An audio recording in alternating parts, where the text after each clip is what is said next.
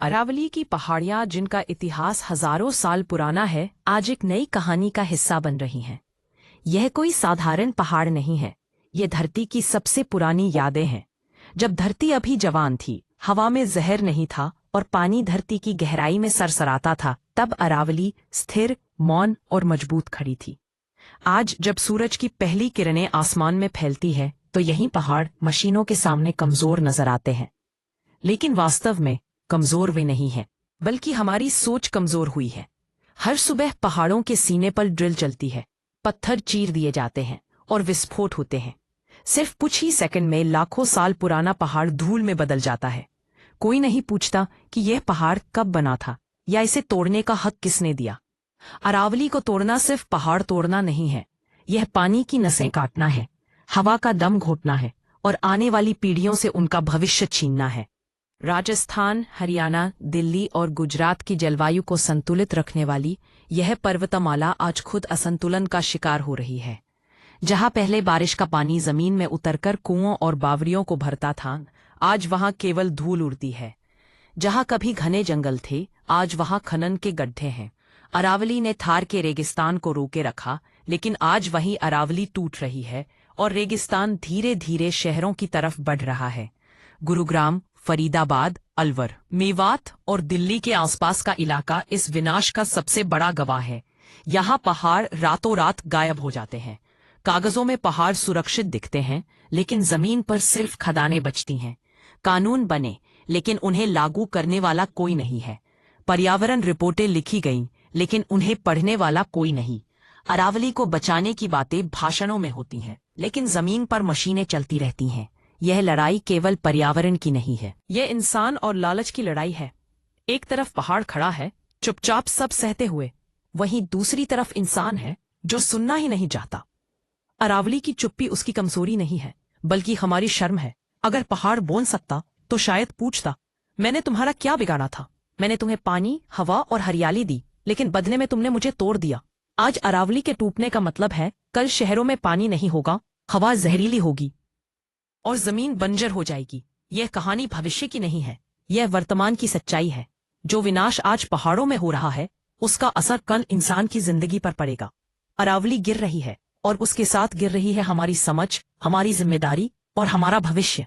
यह केवल शुरुआत है। अरावली की यह चीख अभी और तेज होगी, क्योंकि जब प्रकृति जवाब देती है तो वह चेतावनी नहीं देती, वह परिणाम देती है। और अरावली का टूटना उस परिणाम की पहली दस्तक है। अरावली की पहाड़ियां जो सदियों से खड़ी थीं, अब हिलने लगी थीं। ये केवल पत्थरों की आवाज नहीं थी, बल्कि एक टूटते हुए दिल की कराह थी। जब पहली बार खनन माफिया ने अपनी योजनाएं बनाई, तो पहाड़ ने चीखने की कोशिश की, लेकिन कोई सुन नहीं सका। माफिया के पीछे एक ऐसा तंत्र था जिसमें लालच, कानून और चुप्पी का गठजोड़ था। जैसे ही रात का अंधेरा छा जाता, ट्रकों के पहिए खनन की ललक में चुपचाप आगे बढ़ते। पहाड़ों की छाती पर मशीनों की गूंज सुनाई देती। यह विकास है, वे कहते, लेकिन इसे समझने वाला कोई नहीं था। सूरज की किरणें जब पहाड़ियों पर पड़ती, तो उनकी सुंदरता से लोगों का दिल भर जाता। लेकिन अब जमीनी वास्तविकता ने लोगों को चुप्पी की आदत डाल दी थी। अरावली के गांवों में रहने वाले लोग पानी के लिए तरसने लगे और उनकी पुकारें शहर के कोलाहल में खो गईं। कुएं सूख गए, तालाब भ्रष्ट हो गए और जमीन में दरारें पड़ गईं। हर बार जब पहाड़ को तोड़ा गया, एक नई कहानी सुनाई देती थी, एक कहानी जो अनसुनी रह जाती थी। कागज पर तो कानून की बातें होती थीं, लेकिन जमीन पर बुलडोजर अपनी धुन में चलता रहता था। क्या यह सच में विकास था, या ये उस जीवन का विनाश था जो अरावली ने वर्षों से संजो रखा था? एक दिन एक युवा पर्यावरण प्रेमी, जिसका नाम अनिका था, ने इस अन्याय का सामना करने का निर्णय लिया। वह जानती थी कि यह केवल अरावली का विनाश नहीं है, बल्कि संवेदनशीलता और भविष्य की हार है। उसने अपने गांव के लोगों को एकत्र किया और उन्हें बताया कि अगर अब आवाज नहीं उठाई गई, तो आने वाली पीढ़ियां केवल खंडहर देख सकेंगी। आज अगर अरावली नहीं बचेगी, तो कल कोई भी पहाड़ नहीं बचेगा, उसने कहा। उसकी आवाज में एक ताकत थी, एक जलती हुई इच्छा जो लोगों को जागृत कर रही थी। गांव के लोग धीरे धीरे एकजुट होने लगे। उन्होंने अपने आसपास के खनन स्थलों के खिलाफ प्रदर्शन शुरू किया। उनकी आवाजें अब चुप्पी को तोड़ने लगी। एक दिन जब वे अपने प्रदर्शन में व्यस्त थे, एक सरकारी अधिकारी वहां आया। उन्होंने उनकी मांगों को सुना और ध्यान दिया। संवेदना का एक लहर दौड़ा जिस दिन अरावली के पत्थरों की कीमत समझी गई, और अब जब मशीनें चलती थीं तो कोई न कोई उन्हें रोकने के लिए खड़ा हो जाता था। अनिका की कहानी ने एक नई आशा जगाई। अरावली टूट रही थी, लेकिन उसकी आत्मा को जीवित रखने के लिए लड़ाई अभी खत्म नहीं हुई थी। हवा और पानी अभी बोलने को थे, और जब वे बोले तो कोई ताकत उन्हें रोक नहीं सकेगी। अरावली पर्वतमाला के टूटने का असर सबसे पहले और सबसे खामोश पानी पर पड़ता है। पहाड़ केवल पत्थर नहीं होते, वे धरती की नसें होते हैं जिनसे होकर पानी बहता है और जमीन जिंदा रहती है। एक समय था जब अरावली की चट्टानें बारिश के पानी को रोकती थीं, उसे धीरे धीरे जमीन के भीतर उतारती थीं। वही पानी कुओं, बावड़ियों, तालाबों और नदियों को जीवन देता था। लेकिन अब पहाड़ों की कटाई ने पानी का रास्ता भी बंद कर दिया है। आज जब आसमान में बादल आते हैं तो बारिश की बूंदें जमीन पर गिरने से पहले ही बह जाती हैं और धरती खाली रह जाती है। गांवों में कुएं सूख चुके हैं, हैंडपंप केवल हवा उगलते हैं और महिलाएं मीलों दूर से पानी लाने को मजबूर हैं। शहरों में पानी एक व्यापार बन चुका है, और जो पानी अरावली मुफ्त में देती थी अब उसके लिए लोग पैसे चुका रहे हैं। यह संकट अचानक नहीं आया है, यह वर्षों की खुदाई और अनदेखी का नतीजा है। अरावली ने दिल्ली एनसीआर को भूजल से सींचा था, लेकिन आज वही क्षेत्र पानी के संकट का सामना कर रहा है। गुरुग्राम, फरीदाबाद, नोएडा और दिल्ली के कई हिस्सों में जमीन का पानी खतरनाक स्तर तक नीचे चला गया है। लोग सोचते हैं कि यह केवल जनसंख्या वृद्धि का नतीजा है, लेकिन सच्चाई यह है कि पहाड़ टूटे हैं, इसलिए पानी रुका नहीं। अरावली केवल पानी नहीं रोकती थी, वह मौसम को भी संतुलित रखती थी।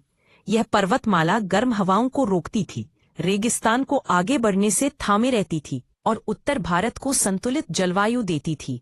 लेकिन जब अरावली कमजोर हो रही है तब गर्मी असहनीय होती जा रही है। लू पहले से तेज है, गर्मी पहले से लंबी है और बारिश पहले से ज्यादा अनिश्चित। कभी बादल बरस जाते हैं तो कभी महीनों तक आसमान सूखा रहता है। यह प्रकृति का बदला नहीं है, यह एक चेतावनी है। अरावली के जंगल कटे तो पक्षी चले गए, पक्षी गए तो बीज नहीं फैले, बीज नहीं फैले तो हरियाली नहीं उगी, और जब हरियाली खत्म हुई तो मिट्टी उड़ने लगी। आज अरावली के आसपास धूल भरी आंधियां आम हो गई हैं, हवा में जहर बढ़ रहा है और सांस लेना मुश्किल होता जा रहा है। लोग मास्क पहनते हैं, लेकिन यह नहीं सोचते कि मास्क की जरूरत क्यों पड़ रही है। अगर अरावली खड़ी होती तो हवा इतनी भारी नहीं होती।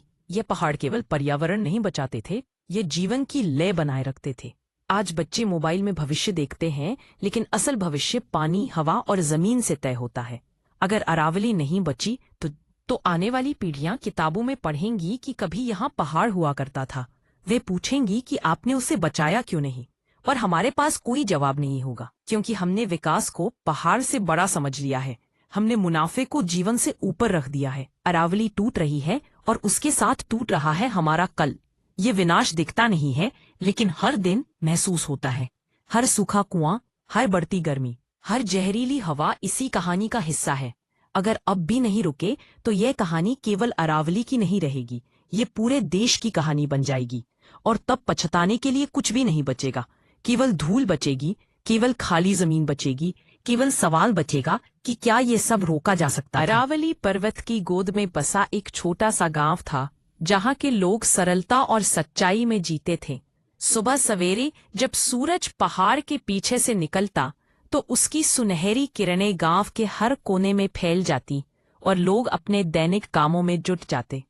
बच्चे नंगे पैरों से धूल भरी पगडंडियों पर दौड़ते और माएं चूल्हों में आग जलाती। उनके चेहरे पर खुशियां थीं, जो छोटी थीं लेकिन सच्ची। लेकिन आज वह पहाड़ नहीं रहा, उसके स्थान पर अब विशाल मशीनों की चीख सुनाई देती है।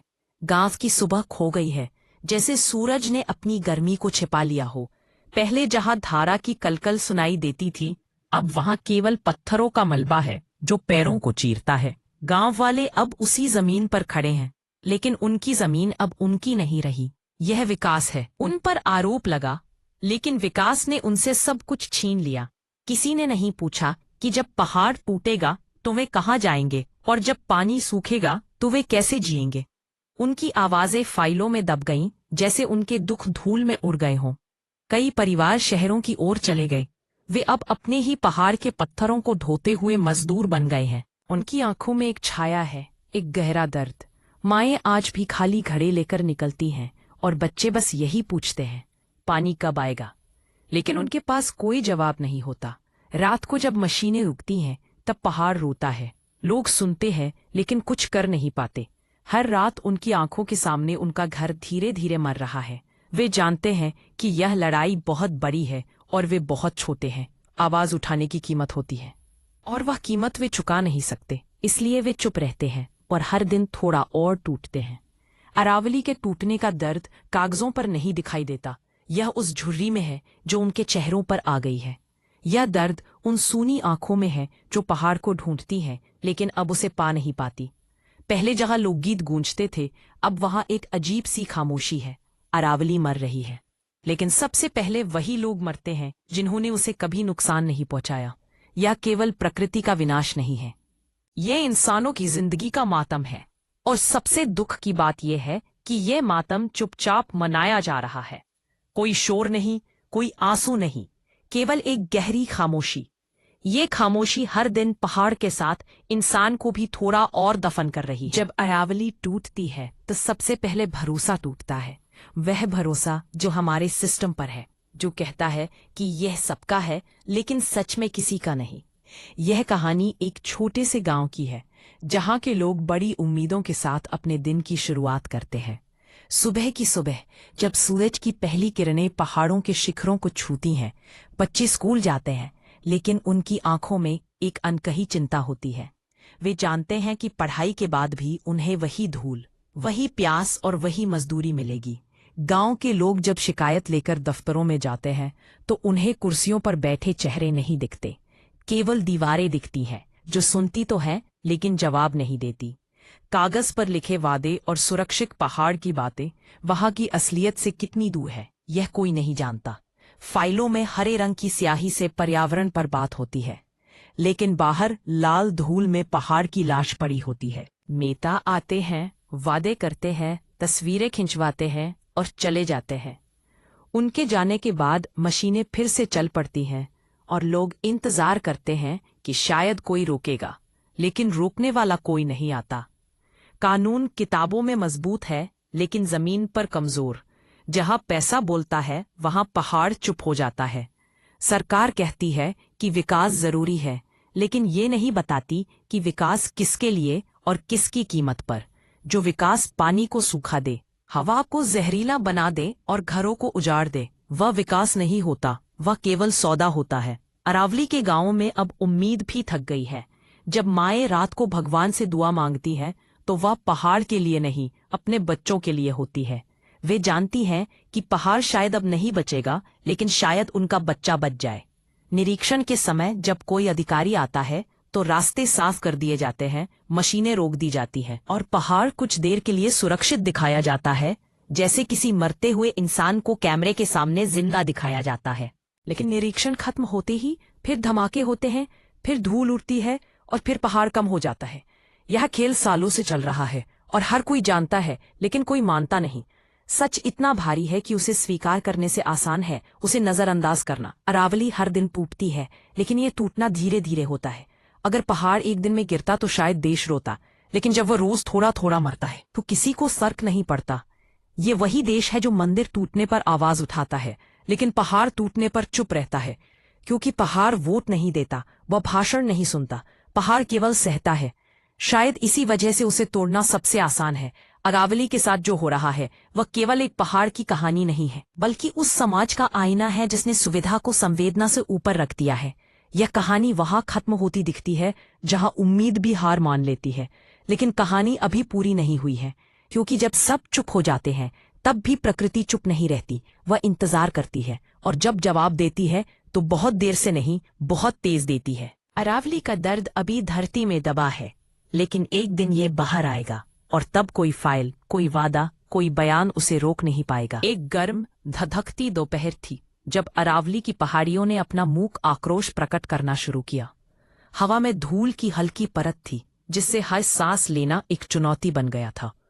अनगिनत लोग अपनी रोजमर्रा की जिंदगी में व्यस्त थे, लेकिन क्या उन्हें पता था कि प्रकृति सहनशीलता की अपनी सीमा पार कर चुकी है?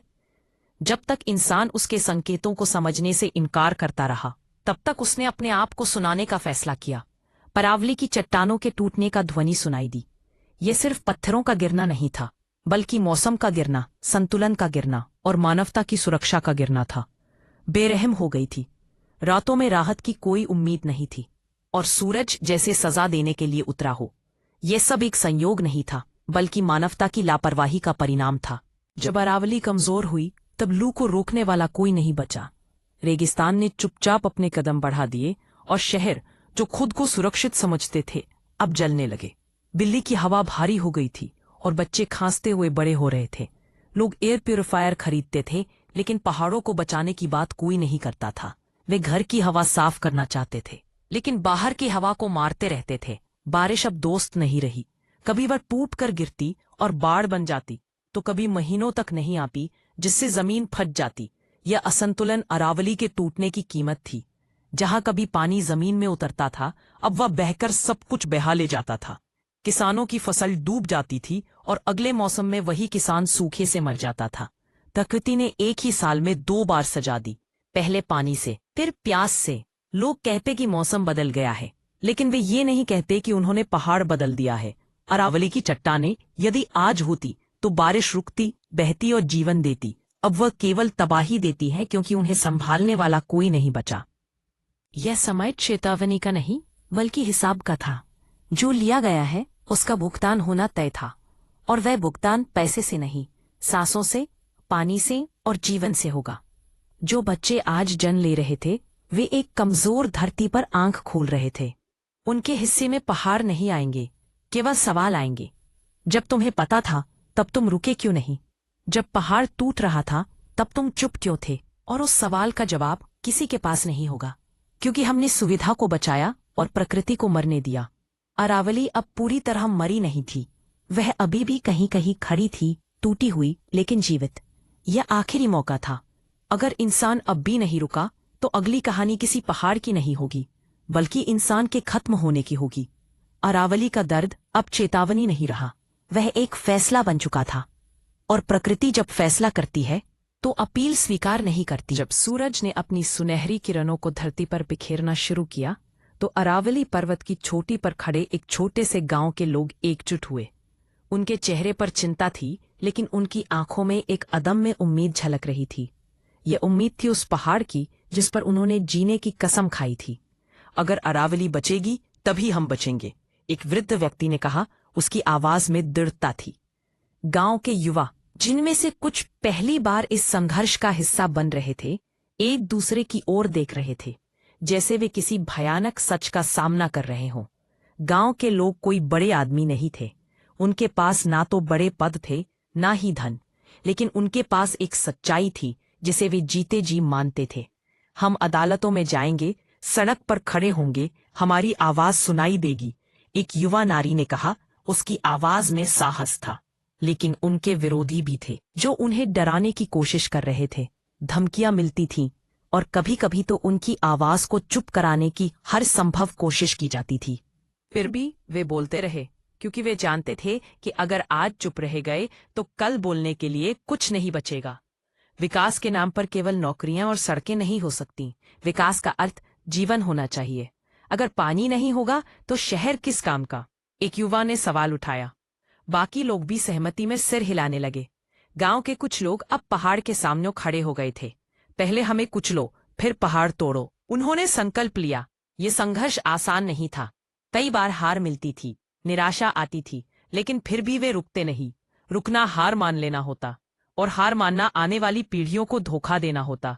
ये लड़ाई केवल पहाड़ की नहीं थी, ये उस सोच के खिलाफ थी जो मानती थी कि सब कुछ खरीदा जा सकता है। ये लड़ाई उस सिस्टम के खिलाफ थी जो कहता था कि नुकसान बाद में देखेंगे, पहले मुनाफा कमाएंगे। अरावली पर्वत आज भी कुछ हिस्सों में खड़ी थी, मानो उन लोगों को देख रही हो जो अपनी धरती की रक्षा के लिए खड़े थे। क्या वे चुप्पी चुनेंगे या संघर्ष? क्या वे सुविधा को जिम्मेदारी पर प्राथमिकता देंगे? आज कुछ लोग लड़ रहे थे, लेकिन इसका अर्थ यह नहीं था कि सब कुछ सुरक्षित था। इसका मतलब था कि कहानी अभी खत्म नहीं हुई थी, लेकिन समय बहुत कम था। हर दिन पहाड़ थोड़ा और घट रहा था, और उम्मीद का दायरा छोटा हो रहा था। अगर यह लड़ाई हार गई, तो आने वाली पीढ़ियां उन्हें माफ नहीं करेंगी। वे कहेंगी तुम्हें पता था फिर भी तुमने कुछ नहीं किया। यह आरोप किसी भी सजा से भारी होगा। अरावली पर्वत आज अंतिम बार उन्हें मौका दे रही थी। यह मौका कानून का नहीं, नैतिकता का था। यह इंसान होने का था। अगर अब भी वे नहीं रुके तो फिर कोई पहाड़ उन्हें रुकने का मौका नहीं देगा। तब यह कहानी किसी ऑडियो बुक में नहीं सुनाई जाएगी, बल्कि हर सूखी सांस, हर खाली घड़े और हर टूटे सपने में जिंदा रहेगी। सुबह की कल्पना करो जब अरावली पहाड़ियों का एक भव्य समूह पूरी तरह टूट चुका होगा। पहाड़ की जगह अब सिर्फ धूल का एक विशाल मैदान बिछा होगा, जो कि मानो किसी अधूरी कहानी का हिस्सा हो। सूरज आसमान में उगता है, लेकिन उसकी रोशनी में ठंडक का कोई एहसास नहीं होता।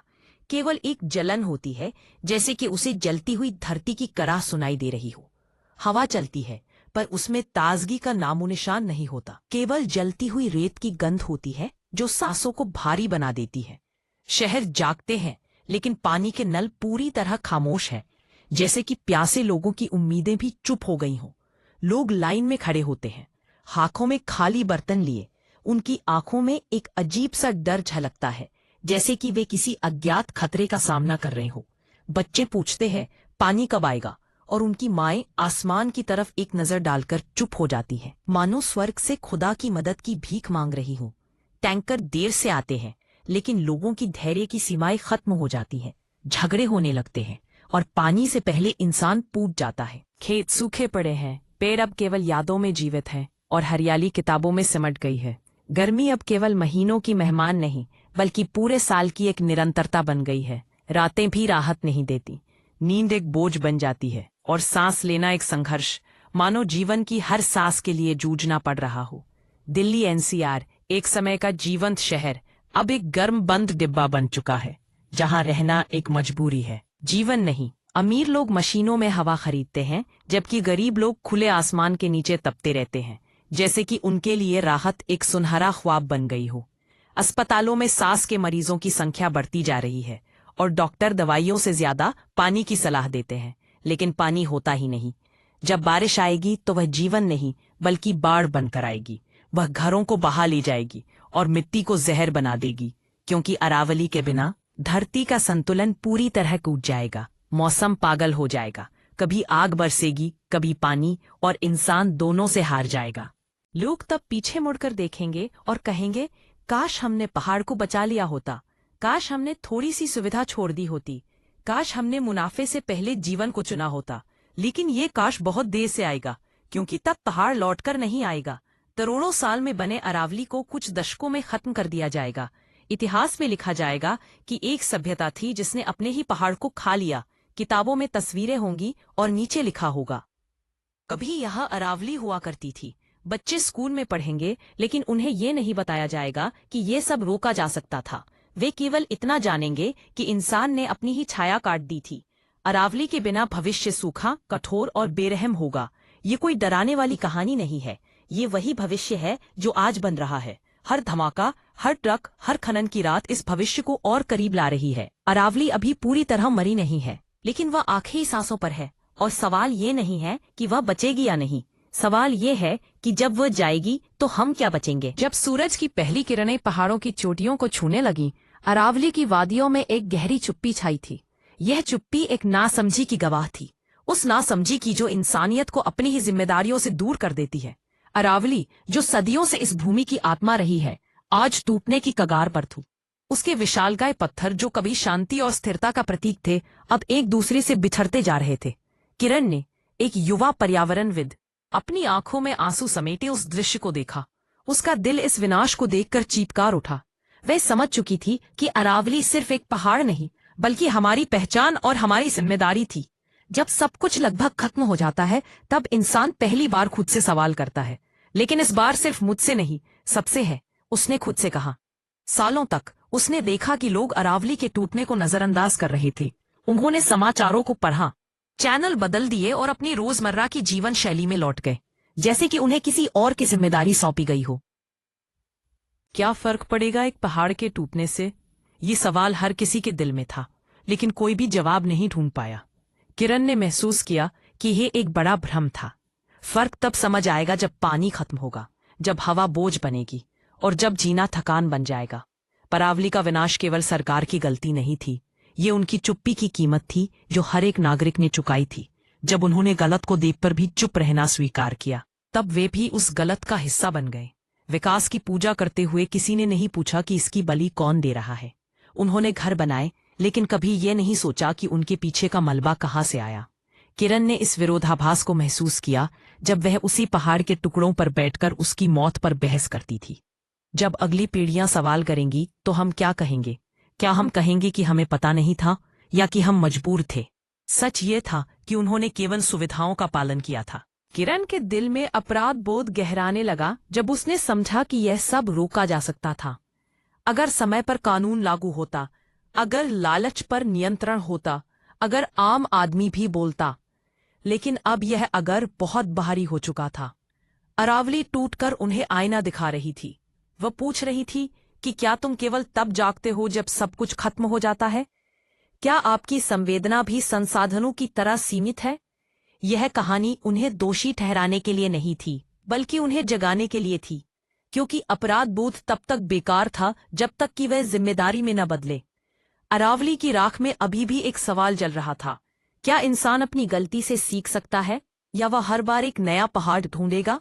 यह सवाल केवल अरावली का नहीं, बल्कि हमारे होने का था, और इसका जवाब अभी लिखा जाना बाकी था। अरावली की ऊंची पहाड़ियों ने सदियों से धरती को अपनी छांव में रखा है, पर आज वह एक मोड़ पर खड़ी है जहां से लौटना मुश्किल है। सूरज की किरणें पहाड़ों पर बिखर रही थीं, जैसे कि प्रकृति खुद अपने दर्द का प्रदर्शन कर रही हो। यह वह समय था जब पहाड़ अभी गिरा नहीं था, लेकिन उसकी नींव हिल रही थी, मानो वह भी इंसान के फैसले का इंतजार कर रहा हो। हर कोई इस पल को महसूस कर सकता था। हवा में एक अजीब सी चुप्पी थी, जैसे कि प्रकृति ने इंसानों को चेतावनी देने की ठानी हो। अरावली ने बार बार संकेत दिए, लेकिन इंसान ने उन संकेतों को नजरअंदाज किया। समय के साथ ये संकेत अब चेतावनी बन चुके थे, और चेतावनी अंतिम अवसर में बदल रही थी। क्या कोई सुन रहा था?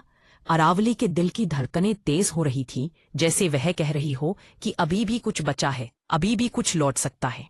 पर समय बहुत कम था। यह सिर्फ सरकारों का फैसला नहीं था, यह हर उस इंसान का फैसला था जो इस धरती पर सांस लेता है। अगर हम चुप रहे तो चुप्पी हमारी पहचान बन जाएगी। क्या हम अपनी सुविधाओं के पीछे छिपकर अपने बच्चों के भविष्य को भूल जाएंगे? जब ट्रक दौड़ रहे हैं और धमाके हो रहे हैं, तब हम क्या कर रहे हैं? हमने जानबूझकर अपने अपराध को नजरअंदाज किया है।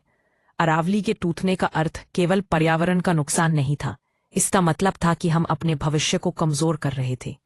यह वही भविष्य था जिसके लिए हम बच्चों को पढ़ाते थे और बेहतर कल की बातें करते थे, क्योंकि बेहतर कल बिना पानी, बिना हवा, बिना संतुलन के कभी नहीं आ सकता। अरावली बोल रही थी, क्या हम अपने बच्चों की आंखों में जवाब दे पाएंगे जब वे पूछेंगे कि जब पहाड़ टूट रहा था तब हम क्या कर रहे थे? शायद हम कहेंगे, हम बहुत व्यस्त थे। यह सबसे दुखद जवाब होगा। अरावली आज आखिरी बार इशारा कर रही थी। वह जानती थी कि अभी भी कुछ बचाया जा सकता है, लेकिन इसके लिए लालच को रोकना होगा, कानूनों को वास्तविकता बनाना होगा, और आम इंसान को अपनी चुप्पी तोड़नी होगी। यह कहानी अभी समाप्त नहीं हुई थी, लेकिन इसका अंत तय हो रहा था। या तो यह कहानी चेतावनी बनकर बचेगी, या फिर इतिहास बन जाएगी, और इतिहास अक्सर निर्दयी होता है। अरावली खड़ी थी, टूटती हुई लेकिन देखती हुई। वह देख रही थी कि इंसान इस आखिरी मौके पर क्या चुनता है, जीवन या सुविधा, जिम्मेदारी या चुप्पी, भविष्य या विनाश। जब सूरज अरावली की पहाड़ियों के पीछे छिपता है, तब एक अद्भुत खामोशी चारों ओर फैल जाती है। लेकिन इस चुप्पी में एक गहरी पीड़ा छिपी हुई है। गांव के लोग, युवा, शिक्षक, पत्रकार और पर्यावरणविद एकत्रित होकर अपनी आवाज उठाते हैं। उनकी आंखों में चिंता और दिलों में एक हल्का सा बोझ है। वे जानते हैं कि जब इंसान खुद को दोषी महसूस करता है, तब उसकी आंखें खुलती हैं, और यह पल सचमुच एक जागृति का क्षण है। सालों से अरावली पहाड़ियों को नुकसान पहुंचाया जा रहा है। हर गिरता पत्थर, हर विस्फोट उनके दिलों में एक चोट की तरह अटक जाता है। यह उनकी अपनी लड़ाई है, अपने भविष्य की लड़ाई। इसलिए वे खड़े होते हैं, अपनी आवाज को एकजुट करने के लिए। यह केवल पहाड़ की लड़ाई नहीं है, यह हमारी खुद की लड़ाई है। वे कहते हैं, गांव के लोगों ने एक योजना बनाई है कि कैसे अरावली को और नुकसान से बचाया जाए। वे सड़क पर खड़े होते हैं, सभा कर रहे हैं, रिपोर्ट लिख रहे हैं और अदालत में अपनी आवाज उठाते हैं। उनकी कोशिशें धीरे धीरे रंग ला रही हैं। कुछ क्षेत्र सुरक्षित हो गए हैं, पानी के स्रोत फिर से बहने लगे हैं और जंगलों में जानवर लौटने लगे हैं। ये छोटे छोटे जीतें उन्हें आशा देती हैं। अगर अरावली बचेगी तो हवा बचेगी, पानी बचेगा और जीवन बचेगा। वे आपस में एक दूसरे को प्रेरित करते हैं। हर दिन जब मशीनें चलती हैं, वे वहीं खड़े होते हैं। उनकी आंखों में निर्णय की चमक होती है। ये लड़ाई आसान नहीं है, लेकिन हर आवाज, हर कदम इस कहानी में महत्व रखती है। अरावली की चुप्पी अब केवल डर की नहीं है, बल्कि ये उम्मीद की भी है। जब इंसान जागता है, जब वह अपनी जिम्मेदारी समझता है, तो विनाश को रोका जा सकता है। ये लड़ाई पूरी नहीं हुई है, लेकिन ये हारने वाली नहीं है। इस संघर्ष में वे समझते हैं कि यह केवल उनकी जिम्मेदारी नहीं है, यह हर एक व्यक्ति का कर्तव्य है जो इस धरती पर सांस लेता है। अरावली ने उन्हें यह सिखाया है कि जीवन केवल हमें मिलता नहीं है, इसे बचाना पड़ता है। अब इंसान ने तय किया है कि वह चुप नहीं रहेगा, कि वह सुनने और बचाने का प्रयास करेगा। यह कहानी अब अंतिम मोड़ पर है। यह तय करना इंसान पर है कि यह विनाश की कहानी बनेगी या जागरूकता और जीवन की कहानी बनेगी। और जब तक वे एकजुट हैं, अरावली की आत्मा फिर से थोड़ी मजबूत हो रही है। अरावली, एक असीमित पर्वतमाला, अब पूरी तरह सामने है।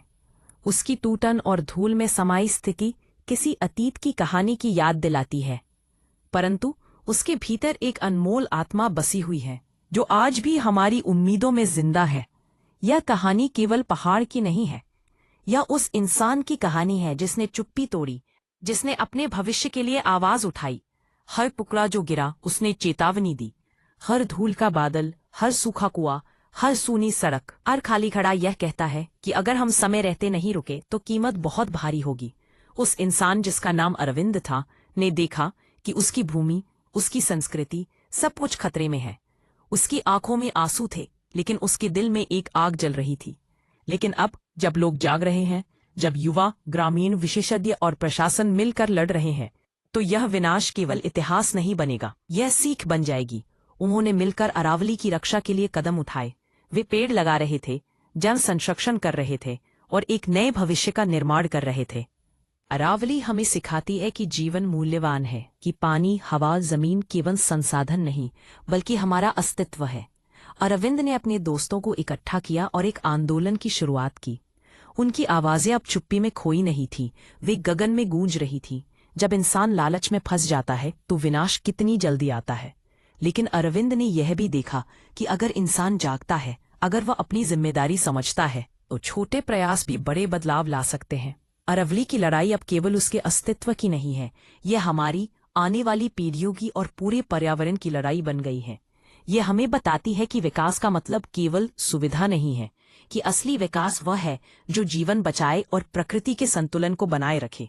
हर इंसान की आवाज, हर कदम, हर प्रयास इस लड़ाई में मायने रखता है। अगर हम चाहें तो हम विनाश को रोक सकते हैं, अगर हम चाहें तो हम अरावली को बचा सकते हैं और इसी के साथ अपने भविष्य को भी सुरक्षित कर सकते हैं। आज अगर हम जाग गए, अगर हम जागरूक हुए, तो ये विनाश कहानी केवल चेतावनी बनकर रह जाएगी। ये विनाश नहीं, ये प्रेरणा बन जाएगी। और यही अरावली का आखिरी संदेश है कि जीवन की रक्षा करना हमारी जिम्मेदारी है। चुप्पी नहीं, संघर्ष चुनो, लालच नहीं, जिम्मेदारी चुनो, अंधेरे नहीं, उम्मीद चुनो।